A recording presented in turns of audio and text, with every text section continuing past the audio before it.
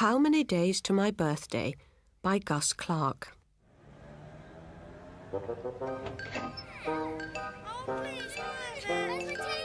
Bye, Danny. Bye. It's not fair, said Danny. Everyone has birthdays except me. It seemed like years since he'd had one of his own. They said Florence next door had already had 6. And even the cat had had more than him.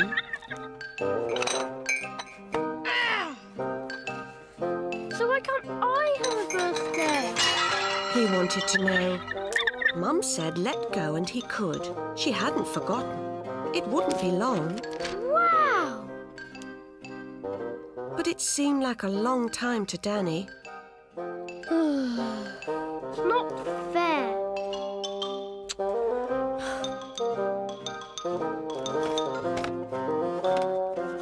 How many days to my birthday? He would say, now and again. How many days to my birthday? How many days to my birthday? How many days to my birthday? Mum, how many days to my birthday? Mum! How many days to my birthday? How many days to my birthday? How many days to my birthday? How many days to my birthday? How many days to my birthday? Mum! Mum! How many days to my birthday? Mum said it might help if they made up a chart, Yes, please. said Danny. He could cross off the days. But it's still not my birthday. He said.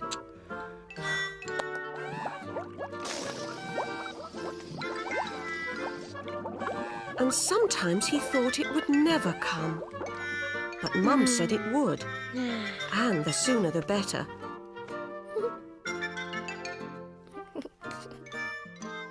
So he sent out a few invitations, just 1 or 2 very close friends.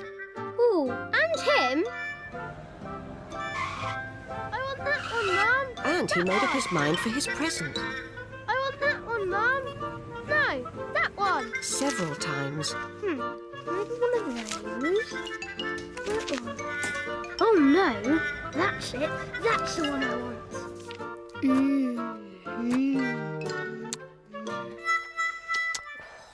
He made a nice cake.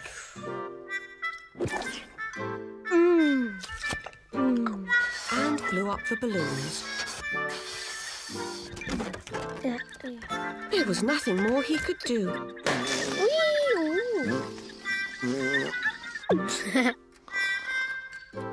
Ma, is it time? Except, wait. Just a little bit longer.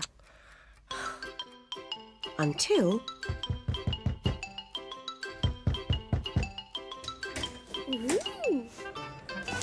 Happy birthday, Danny, said Mum. Yippee! And it was.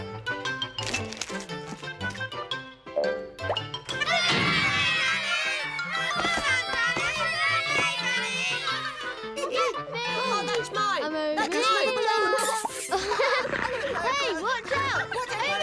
Oh, you're treading on my... Ow! No! Oh, please! I'm over here!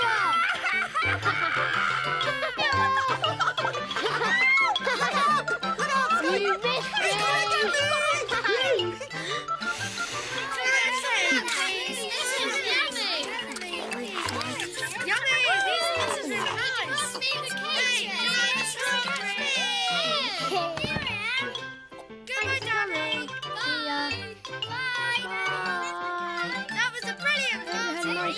Bye. Well, said Mum. Was it worth waiting for? Yes, Mum. Said Danny. But, Mum, how many days till Christmas? Bear's Birthday by Alan Alberg and Colin McNaughton.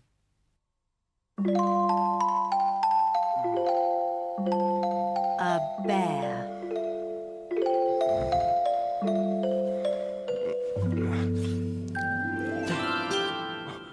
A happy bear.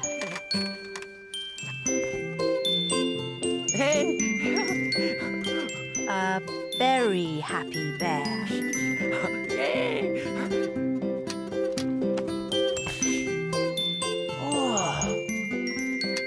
A happy birthday bear. A happy birthday bear and his friends.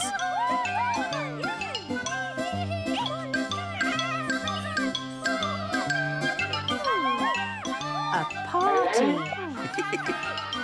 Hey, you two. Let's go and eat my cake. Come on, follow me. A happy party.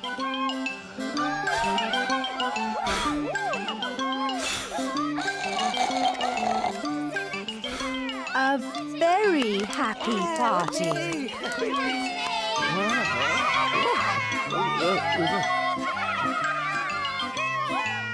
A happy, noisy party. A very happy, noisy party. A happy party. Gotcha.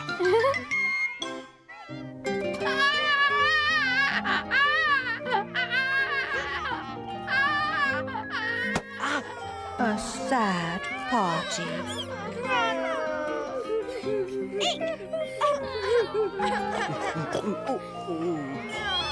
A sad, noisy party.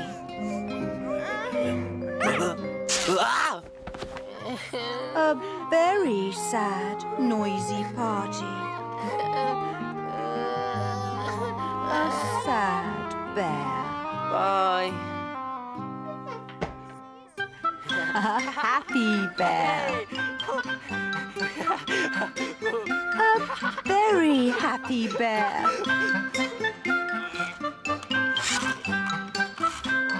A happy ending. The Trouble with Jack by Shirley Hughes. Once upon a time, there was a little girl called Nancy who lived with her mother and her father and her little brother, Jack.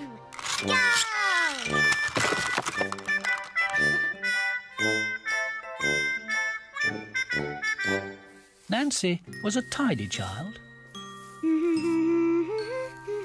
She often washed her dolls' clothes and liked brushing and combing their hair. The trouble with Jack was that he was not a tidy person at all. Yummy! Look! Now, the time was getting near to Nancy's birthday, I'd like and she that was one. very No, excited. That one. Your birthday! Go home! Look! The postman came to their house with some parcels. They've got my name on. They're birthday presents, Nancy. You'll have to wait till then to open them, I'm afraid. I'll keep them somewhere safe. One morning, very early, when Mum and Dad were asleep, Big giant. Nancy and Jack were playing on the sitting room sofa. Big enormous. Jack could see onto the top of the cupboard, and there, right at the back, were those interesting paper parcels. I seen them! I seen them! Get presents! Oh no, Jack, we mustn't get that down. It will spoil the surprise on my birthday. They're too high up anyway. But the parcels looked so exciting that Nancy wanted very much to know what was inside. Well, perhaps just one little peek.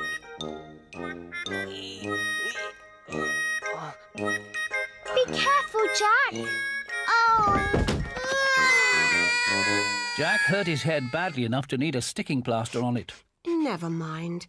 There's a brave boy. And Nancy never got to see inside her parcels that morning. Mum put them away in a much safer place where not even Jack could find them. Mum said that Nancy was to have a party on her birthday. She showed Nancy how to write out some invitations to her friends, and Jack helped to post them. Then Mum went shopping and bought a party dress for Nancy. Jack didn't seem to care much what he wore, but he cared about the party tea. Mum made a great many jellies and trifles and little iced cakes and a big birthday cake covered in white icing with sugar violets and 5 pink candles. On her birthday, Mum and Dad gave Nancy a beautiful bride doll in a box. Jack felt in a not liking Nancy very much mood until he found out that Granny had sent him a present of his own, a new car.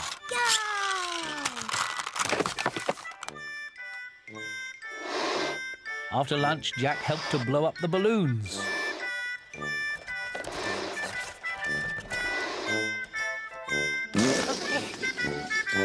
They set the table with a pretty cloth and put a cracker beside each plate. Mum said she would help Nancy to get ready for the party first and leave Jack to the last minute because he never stayed clean for very long. Can I wear my sticking-out pet skate? Ooh, and my bracelet that Auntie Barbara gave me.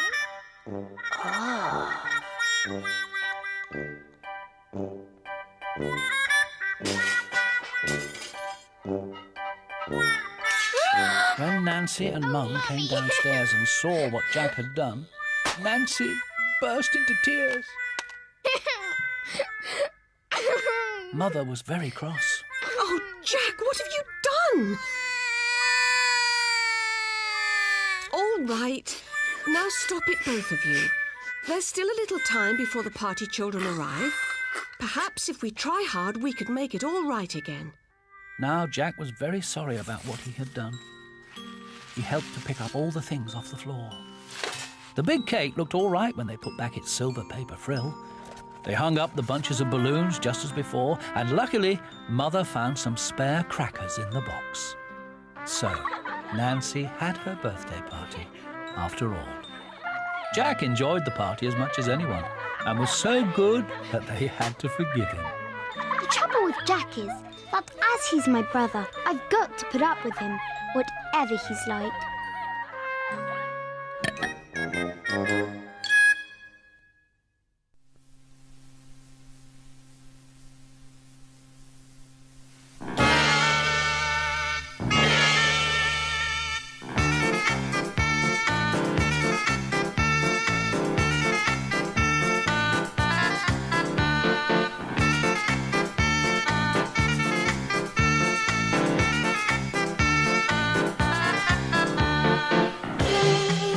Ali Baba and the 40 Thieves. Adapted by Philip Evans.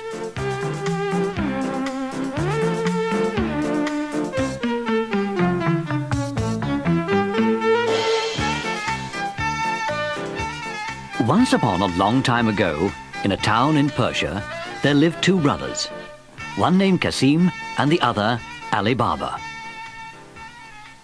One day, when Ali Baba was in the forest, he saw a troop of men on horseback coming towards him. Being afraid they were robbers, he climbed up into a tree to hide away. When they were near, they all dismounted and tied up their horses. A huge man, whom Ali Baba guessed was their leader, led them through the bushes to some rocks. Wait here, you men, while I give the order.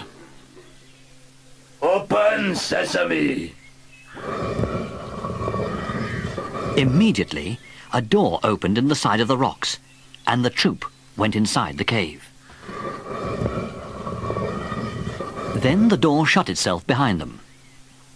They stayed inside for some time, and Ali Baba, fearing they might come out and catch him, waited in the tree. At last the door opened again, and the 40 thieves, because that was what they were, came out. The last out was the leader, who turned and called, Shut sesame!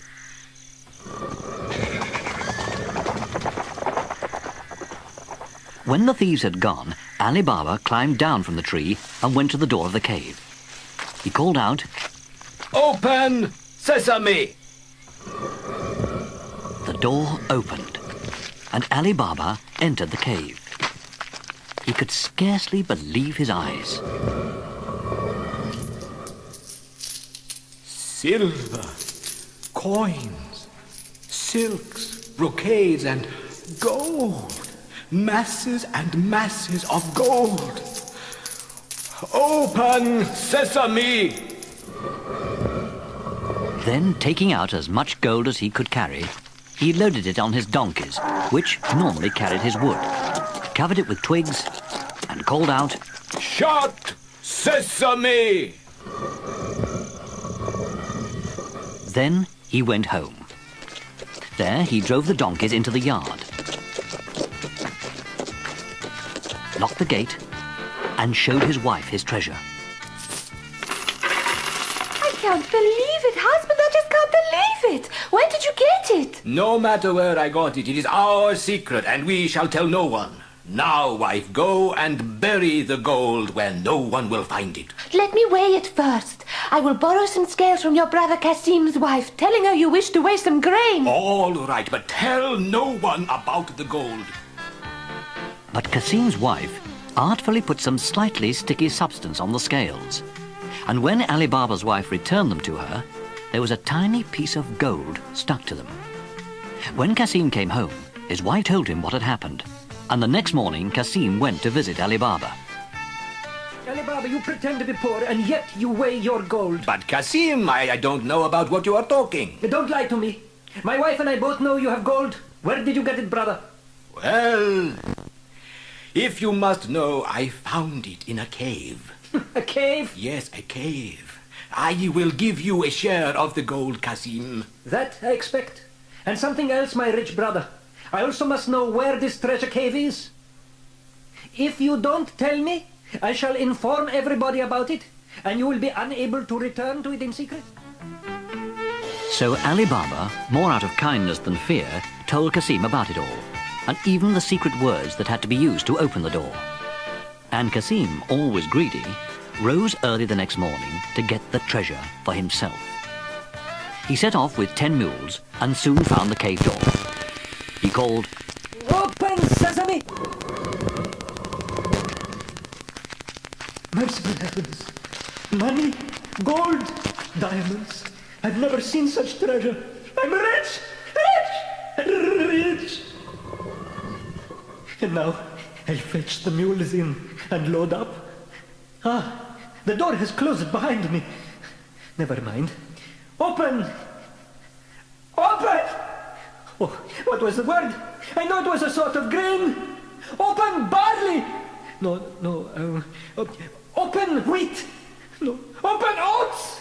I can't remember the word. I can't remember. My mind's a blank. Open! Open! I can't get out.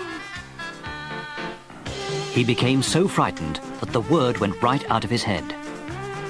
At about noon, the thieves came back to the cave, and seeing Kasim's donkeys outside, realized that someone was inside and knew their secret. They opened the door, went in, and killed poor Kasim, and then went off in search of more treasure. As night drew on and darkness fell, Kasim's wife started to worry and ran to Ali Baba's house.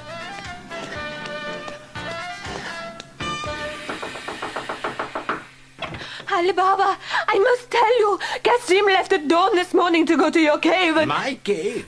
Why? to take some treasure away. How dare he? Where is he now? That's why I've come to you, Ali Baba. He hasn't come back home. I'm very worried. I think something must have happened to him. Well, he shouldn't have gone. I know, but I'm sure something awful has befallen him. He's never late like this, never. Oh, Ali Baba, please help, please, Ali Baba. All right, woman. I'll go and look for him as soon as it's daylight. Of course, the first thing he saw on entering the cave the next morning was Kasim's body. Full of horror, he put it on one of the donkeys, hid it with a rug, and took it to Kasim's house. There he spoke with Morgiana, Kasim's faithful slave, and told her everything that had happened. So, you see, Morgiana, we must not let anyone know he was murdered, or everyone will want to know about the cave, And the thieves, too, will know it was I who found their secret. We must bury him as if he had died in his bed. Now, tell your mistress I am here. Yes, sire. Kasim's wife, on hearing the news, broke into terrible crying.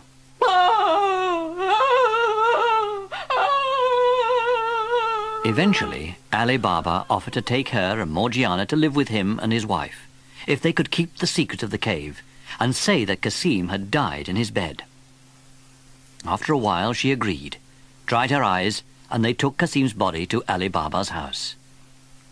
Meanwhile, Morgiana had been to the apothecary's stall in the marketplace. So, apothecary, it is very serious. My poor master can neither speak nor eat. No one knows what is wrong with him. Oh, dear, poor Kasim. He is very ill, then. Terribly ill, sir.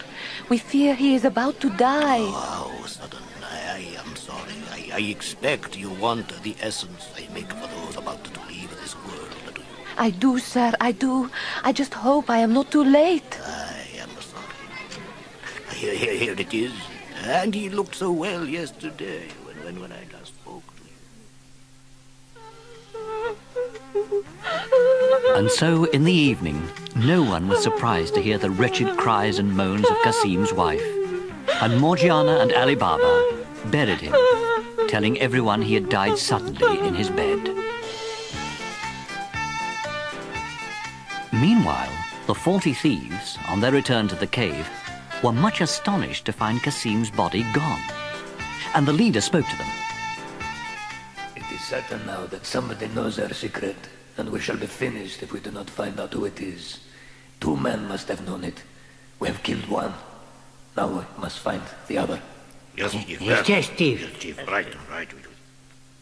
Hamid, you are very crafty and cunning and sneaky. Thank you, Chief. You are very kind. We'll go to the city dressed as a traveler and find out if anyone has been reported as dying very suddenly or unexpectedly during the night. If so, find out where he lives. Yes, Chief. Oh, and Hamid. Yes, Chief.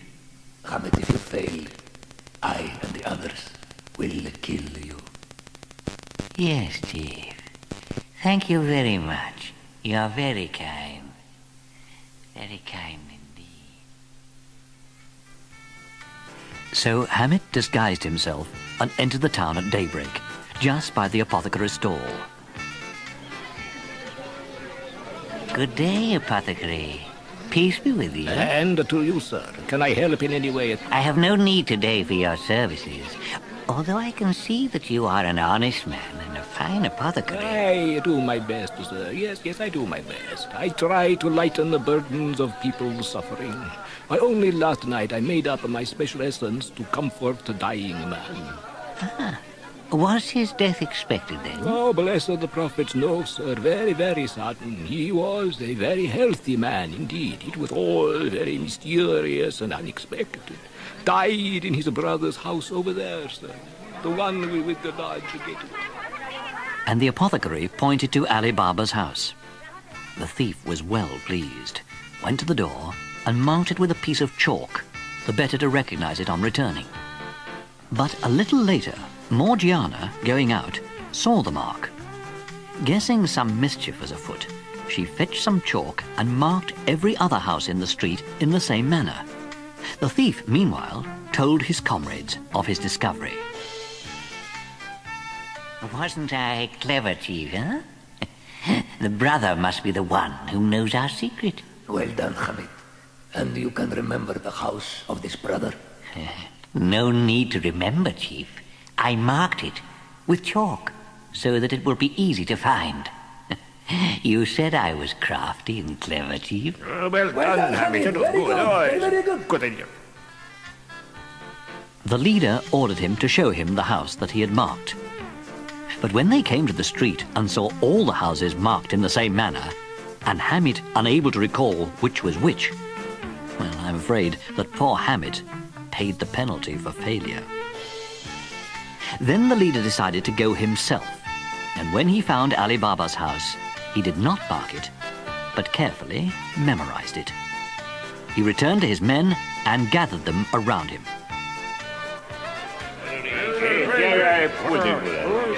Quiet, quiet, all of you. These are my orders. Go to the neighboring villages and buy mules and 39 large jars, all empty, except one. Fill that one with olive oil. Rub oil on each jar to make them all look full of oil. Then come back here. Very good, Chief. Then each of you will get into an empty jar, fully armored, and hide inside it. But what will you do, Chief? I shall pretend to be an oil merchant and go to Ali Baba's house with you all. And at night, when we are all inside, Ali Baba will be no more. Clever, Chief. Very clever. So that evening, the leader stopped his mules in front of Ali Baba's house, where Ali Baba was sitting in the cool. Good evening to you, friend. May blessings be on your house. Good evening to you, sir. And where have you come from? Oh, from a distant land, sir. I have brought olive oil to sell in the market tomorrow. But it is now so late, I do not know where to pass the night, unless you, sir, will do me the favor to take me in. Ali Baba had of course seen the leader of the thieves before, but did not recognize him in his disguise as an oil merchant. You are welcome, sir, to spend the night in my home. I will open the gate of the yard for you to take in your mules. Oh, thank you, sir. You are most kind. Yeah. After they had supped, Ali Baba went into the hall to speak with Morgiana, while the leader slipped out into the yard under the pretense of attending to his mules. Beginning at the first jar and ending at the last, he said to each man inside, As soon as I throw some stones from the window where I lie, get out of the jar and be ready to fight. I will join you. He returned to the house, and Morgiana led him to his room. Then she went to the kitchen, where, with her fellow slave Abdullah, she started to make some broth for Ali Baba, who had gone to bed. Unexpectedly, her oil lamp went out, and they were plunged into darkness. Abdullah, the lamp has gone out, and I do not think there is any more oil in the house to refill it with. No need to worry about that. Just go into the yard and take some from one of the jars there. That's a good idea. Of course, there's plenty of them. I'll go now. But take care how you walk. There is a cloud covering the moon, and it is a very dark night indeed. Yes, but I know my way well in the yard. So Morgiana, taking the oil pot with her, went out into the yard. It was very, very dark, and she groped her way to the nearest jar. When she touched it, the thief inside asked softly, Is it time yet? Now, any other slave except Morgiana would have screamed with fright, but she realized that her new master Ali Baba was in danger. So she answered back, Not yet, but when you get the signal, come out shouting and fighting straight away, because some servants will be in the yard. In the darkness, she felt her way round all the jars, giving the same message. When she came to the single jar of oil, she spilled its contents across the floor of the yard so that every stone was covered with a film of oil. When this brave deed was done, she went back to the kitchen, put out the fire, and waited to see what would happen. In a quarter of an hour, the leader of the thieves opened a window. All in the yard was very quiet and still, and very dark. He threw down some little pebbles, which hit the jars, and the peace of the night was shattered.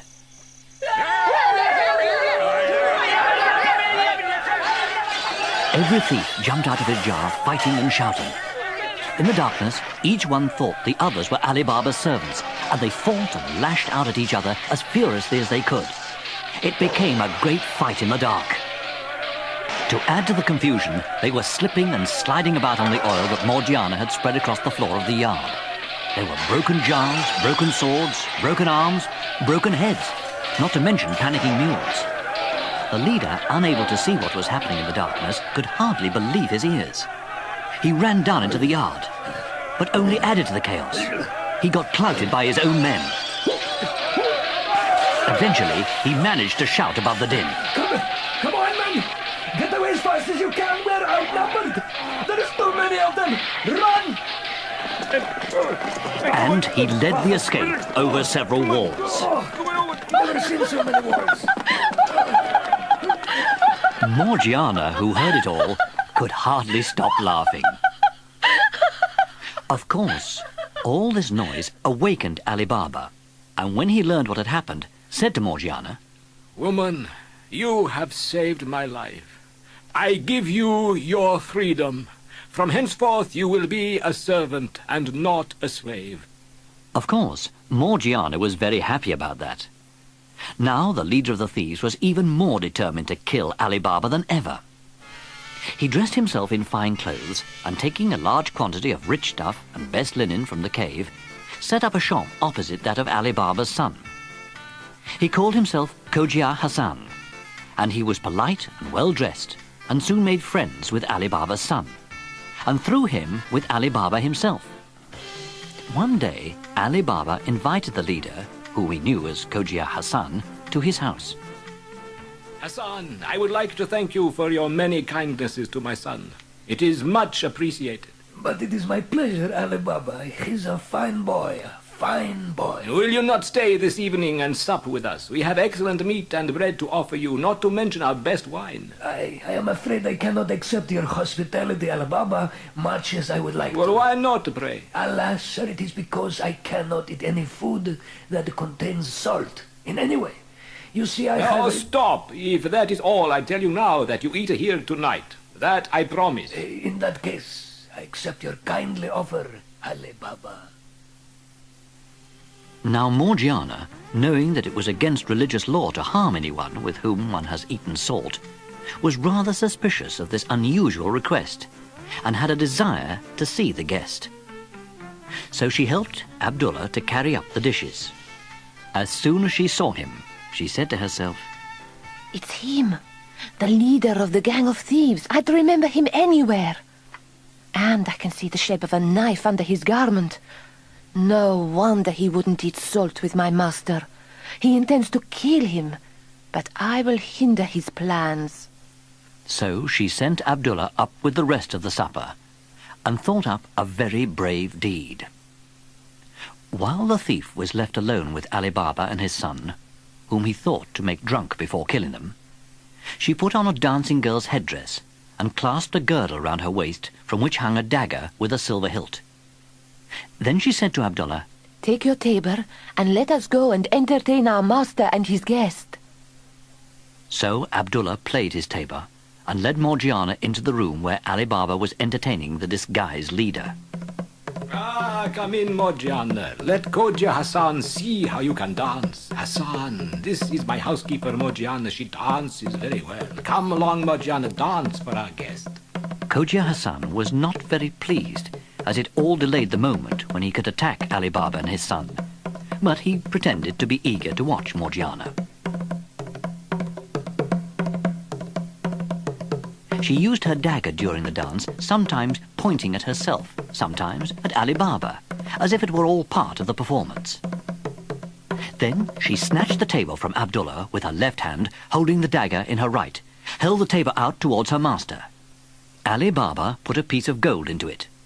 Then she held the tabor out towards Ali Baba's son, who also placed a piece of gold in it. And Khoja Hassan, seeing she was coming to him next, fumbled for his purse. But while he was putting his hand into it, Morgiana leapt at him and held the dagger right to his throat. Well, what are you doing? You foolish woman! Have you gone mad? Get away from me! One slight move and you will have this dagger thrust into your throat. I tell you, one move! Ali Baba, help me! Foolish girl, are you trying to ruin this house? It is to save you, master, not to ruin you. And still with the dagger pointed at the thief's throat, she opened his garment and drew out the knife he had hidden there. See here, master. See what an enemy you are entertaining. No wonder he wouldn't eat salt with you. What more would you have? He is both the false oil merchant and the leader of the 40 thieves. Look at him closely, master. By now, Abdullah and other servants had overpowered the thief, and they bound him and led him away as a prisoner. Ali Baba was so grateful to Morgiana for saving his life that he offered her to his son in marriage. After a year, Ali Baba, judging that the thieves had fled from justice, went back to the cave. There he cried out, "Open, sesame!" He went in and saw that no one else had been there since the terrible affair with Cassim. He brought as much gold as he could carry and returned to town. He told his son the secret of the cave, which his son handed down in turn, so that the children and grandchildren of Ali Baba were rich to the end of their lives.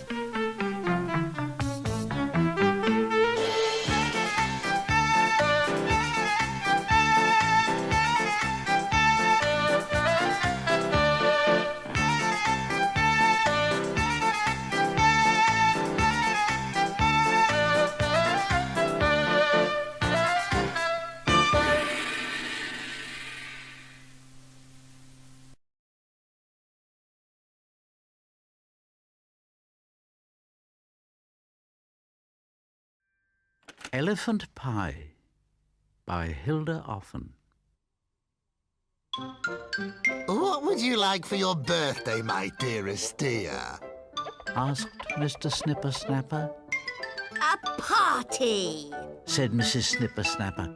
And a cherry pie with lots and lots of custard. Mr. Snipper Snapper looked up pies in the telephone book. Pies.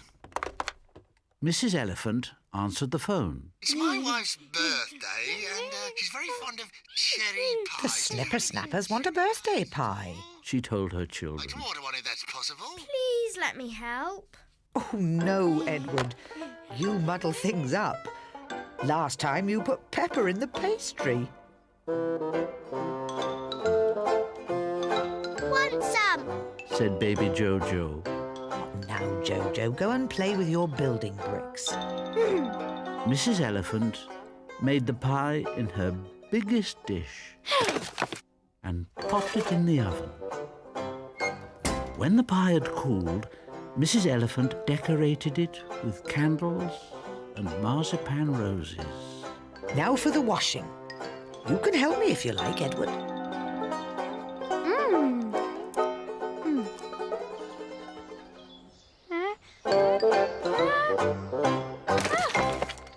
But when they came back, dear, Jojo had disappeared. Naughty Jojo. Oh dear, oh dear. Where could she be? Oh dear. No Jojo. No Jojo. No Jojo. Mrs. Elephant was frantic. Oh dear, could Jojo have gone out of the gate again? Oh dear. Edward, you'll have to deliver the pie. Oh dear, I mustn't forget the custard. But Mrs. Elephant was so flustered, she muddled the mustard with the custard. Mum! Said Edward. We've made a mistake. Mrs. Elephant was too hot and bothered to listen. She loaded the pie into the wheelbarrow and put the custard into Edward's rucksack. Keep a lookout for your sister. Edward set off with the wheelbarrow. Jojo, where are you?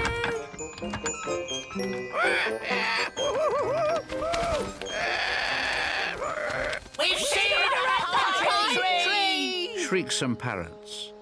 Edward went to look.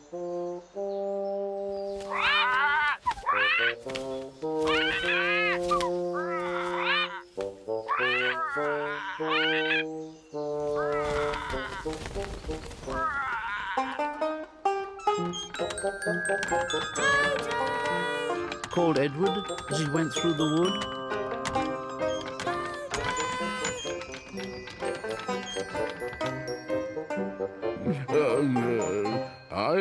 I've seen her near the pond, said a bear. Edward went to look.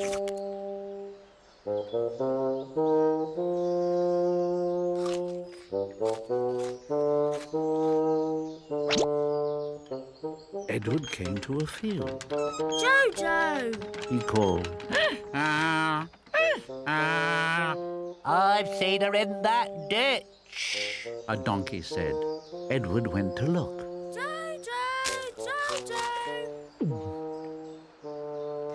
The pie looked dreadful, Perhaps the snipper-snappers won't notice. said Edward to himself.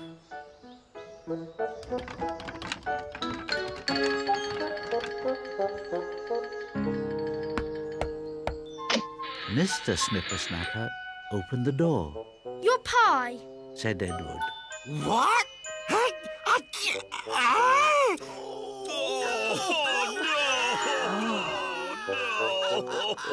This is my birthday pie.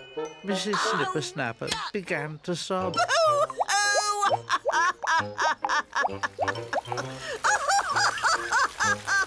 Sobbed Mrs. Snipper-snapper. Wailed all the aunties and uncles. Roared the little snipper-snappers. What a row! Jojo opened one eye. She had eaten all the cherries and had fallen fast asleep.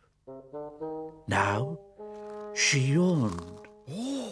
She stretched. The pie crust began to crack. Gasped the snipper-snappers. Screamed Jojo. I want my mum! Edward heard his sister's voice. I want my mum. Never mind the cherries, my dear. He heard Mr. Snipper-snapper say. We'll have elephant pie instead. Oh dear, Thought Edward. what shall I do? Then he had an idea. Don't you want your custard? He called. The custard! The custard! Squealed the snipper-snappers. Mrs. Snipper-snapper snatched the jug and tipped it over Jojo's head. I love custard. She leaned forward and took a big sip. All the other snipper-snappers did the same. The mustard in the custard burned their tongues. Tears sprang to their eyes and poured to the floor. Soon they were knee-deep in water. Their tongues were on fire. The more they cried, the higher the water rose. It reached the tabletop, and away floated Jojo on the pie dish, across the room, and out of the window. Edward put her in the wheelbarrow and ran. He ran, and he didn't stop running until he reached home.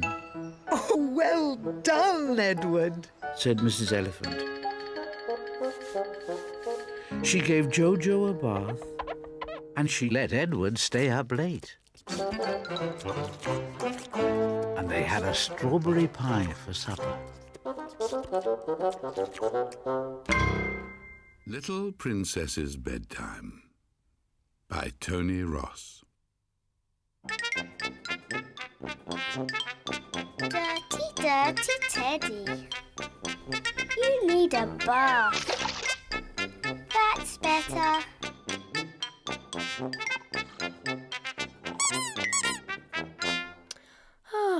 Time for your bath.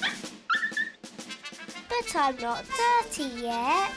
That's a waste of hot water. And soap.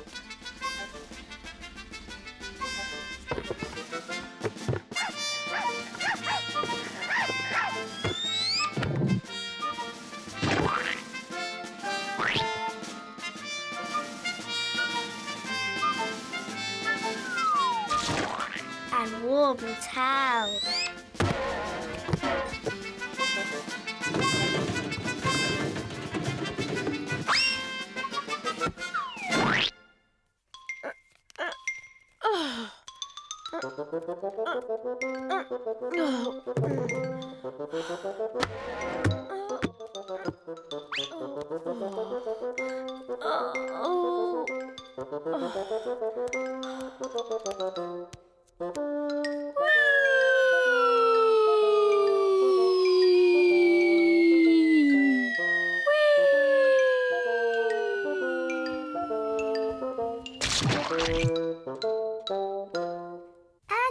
yellow duck.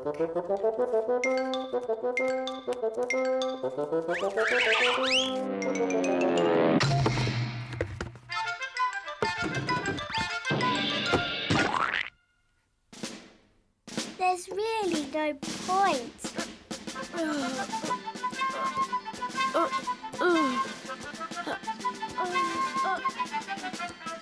in having a bath.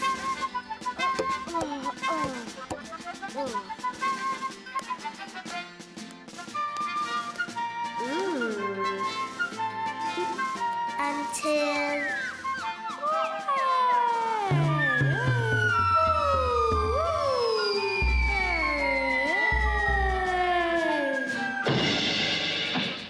you are properly dirty. That's better. Time for your bath.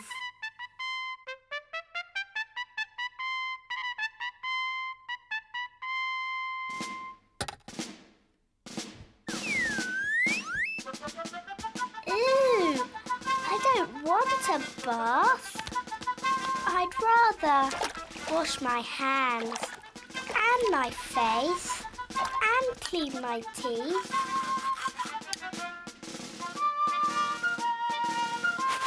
I'd rather brush my hair. I don't want a bath. I would rather go to bed. Why? Why? Why? Because Ted's in bed. And there's a spider in the bath.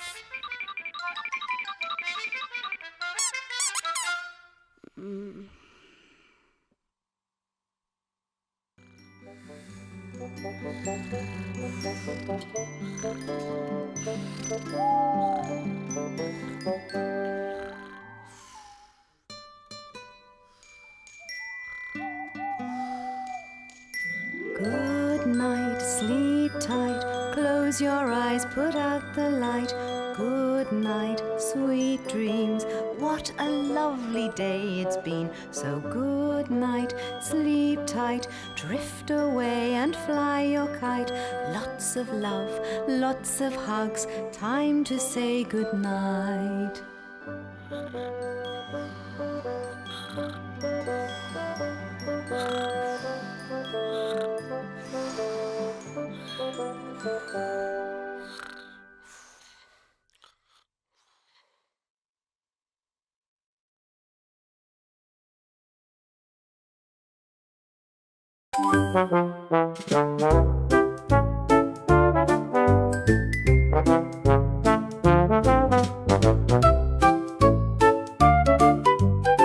The Boy Who Banned Bedtime.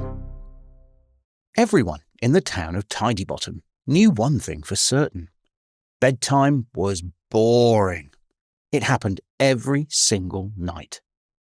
At first, there was a warning. 10 minutes until bed. And then there was fussing. Have you brushed your teeth? Where's your pyjama top? No, you can't sleep in a pirate hat. Then came the dreadful final words. Lights out. No one disliked bedtime more than a boy named Oliver Crump. Oliver was 9 years old, had hair that pointed in 6 different directions, and considered sleep to be a terrible waste of time. Why sleep, he often said, when I could be building catapults, eating toast, or asking difficult questions? His parents were kind, but exhausted. His mum yawned through breakfast. His dad once put the milk in the cupboard and the cereal in the sink. Oliver, said Mum one evening, bedtime exists for a reason. What reason? So grown-ups can sit down quietly and stare into space. Oliver did not think this was convincing. Then, one Tuesday, while walking home from school, Oliver spotted a strange little shop, squeezed between the bakery and the laundrette. He was sure it had never been there before. The sign above the door read, Mr. Muddle's Marvellous Solutions. Problem solved while you wait. In the window sat all sorts of curious things. A self-folding umbrella, a sandwich that appeared to butter itself, a sock with left written on both sides. Oliver pushed open the door. A bell rang loudly, then apologised. Sorry. Behind the counter stood a tiny man with enormous eyebrows. Welcome, cried the man. I am Mr. Muddle, inventor, fixer, thinker, tea spiller. What's your problem? Bedtime, said Oliver. Mr. Muddle gasped. A serious case. He pulled down a giant book titled Common Complaints. Let's see. Hiccups, itchy knees, missing peas. Ah, yes, bedtime. He slammed the book shut. I have exactly the thing. From beneath the counter, he produced a shiny brass remote control with one red button. This, he whispered, is the bedtime banisher. What does it do? Asked Oliver. Press the button and bedtime disappears. Oliver's eyes widened. How much? 3 marbles and a biscuit. Oliver paid at once. Any side effects? He asked. Mr. Muddle waved a hand. Probably nothing important. That evening, at precisely 7:30, Mum called upstairs. Oliver, bedtime! Oliver grinned and pressed the button. The clock on the wall spun backward. The lamps flickered. Somewhere, a duck quacked. Then everything went still. Mum frowned. How odd, she said. I suddenly feel no urge to send you to bed. Dad blinked. Me neither. Oliver could hardly believe it. There was no bedtime. At 8 o'clock, he ate biscuits. At 9 o'clock, he built a fort. At 10 o'clock, he watched a documentary about volcanoes. At 11 o'clock, he bounced on the sofa. This, said Oliver proudly, is excellent. The next morning, he felt slightly strange. His legs were tired. His eyes felt sandy. He accidentally put toothpaste on his toast. Still, it was worth it. That night, there was no bedtime again, nor the next night. Soon, the whole town discovered bedtime had vanished. Children cheered from windows. Parents looked confused. Shops stayed open all night. The ice cream van began selling ice creams at midnight. At first, it was marvellous. Then things became difficult. Teachers fell asleep during lessons. The mayor delivered a speech to a lamppost. Dogs forgot when to bark. Cats became even more unreasonable than usual. Oliver's friend Mia arrived at school wearing 2 different shoes and carrying a banana instead of a pencil case. I haven't slept in days, she said. You look awful, said Oliver. So do you. Oliver glanced in a mirror. She was right. His hair now pointed in 12 directions. Purple shadows hung beneath his eyes. He yawned so widely, a small bird nearly flew in. That afternoon, the town held an emergency meeting. Everyone was cranky. I shouted at a hedge, cried one man. I cried because my spoon looked rude, wailed another. A baby was asleep in a flower pot. The mayor banged a saucepan for silence. We need bedtime back. Oliver's stomach dropped. This was all his fault. That evening, he ran to Mr. Muddle's shop. The sign now read, Back in 5 minutes, or longer if distracted. Oliver burst inside. Mr. Muddle, I need bedtime back. The little man nodded gravely. A classic mistake. Children often think they hate bedtime. I was wrong. Many are. Mr. Muddle reached under the counter and produced another remote control. This one had a blue button. The bedtime returner. Oliver grabbed it. How much? Nothing, said Mr. Muddle kindly. You have already paid in dark circles. Oliver raced home and climbed onto a bench in the town square. Everyone gathered below. Parents, children, dogs, one puzzled goose. He held up the remote. I'm sorry, he shouted. I banned bedtime. There was a gasp. Then a mum yelled, I knew it was a child. Oliver pressed the blue button. The clock spun forward. The streetlights glowed softly. A great yawn swept across the town like a wave. Parents sagged with relief. Children suddenly remembered how tired they really were. The goose sat down and slept immediately. Mum took Oliver home. Straight to bed, she said. No argument, said Dad. None at all, said Oliver. He brushed his teeth. He put on his pyjamas. He climbed beneath the covers. The pillow felt soft. The blanket felt warm. And the room felt peaceful. Funny, Oliver murmured, eyes closing. I never noticed how lovely bedtime is. Mum smiled. That's because you were awake. Within seconds, Oliver fell asleep. And from somewhere in the night, if you listened very carefully, you could hear Mr. Muddle's bell ring. And then apologise. Sorry.